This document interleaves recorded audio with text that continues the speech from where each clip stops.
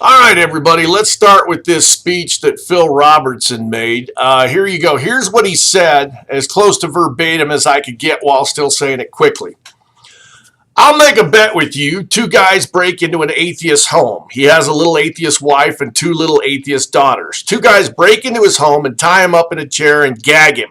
And then they take his two daughters in front of him and rape both of them and then shoot them. And then they take his wife and then they decapitate her head off in front of him. And then they can look at him and say, isn't it great that I don't have to worry about being judged? Isn't it great that there's nothing wrong with this? There's no right or wrong. Now, is it, dude? This is some sick shit. I continue. Then you take a sharp knife and take his manhood and hold it in front of him and say, wouldn't it be something if there was something wrong with this? Well, you're the one who says there's no God, so there's no right, there's no wrong, so we're just having fun. We're sick in the head. Have a nice day. If it happened to them, they'd probably say something about this ain't right. End quote. Phil Robertson, I'd say something about you is not right.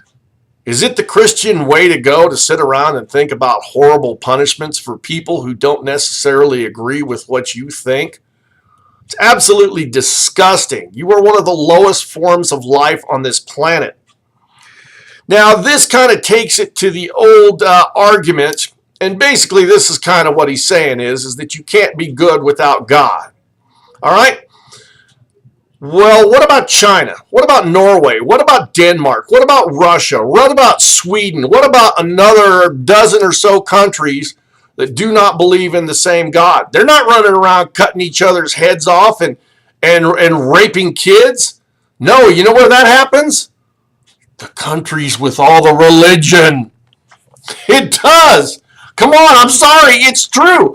The United States prison system is full of Christians. All right? And I'm not looking to make fun of your religion. I'm just saying, why don't you teach your flock before you worry about the rest of us? Why don't we go with that?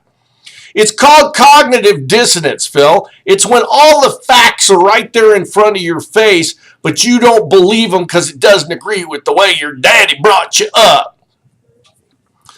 But let's go further here.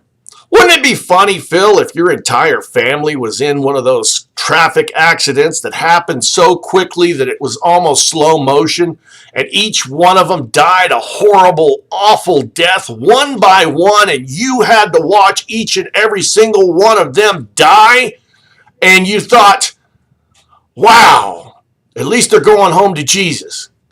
Now, wouldn't that be something? Now, Phil, I don't sit around and make up stupid little stories like that, but that's exactly what you did to an entire segment of this population. I wouldn't dream that kind of violence or that kind of tragedy or horror on anybody. What I would dream is that you and your entire family get testicle cancer so you can't breed anymore. I would go with that. I would definitely go with that. So I'd like to finish this up with a quote from the TV show True Detective. I've added 2 words. If the only thing keeping a person decent is the expectation of divine reward or punishment, then, brother, that person is a piece of shit. Phil Robertson, you are a piece of shit and an embarrassment to Christians everywhere.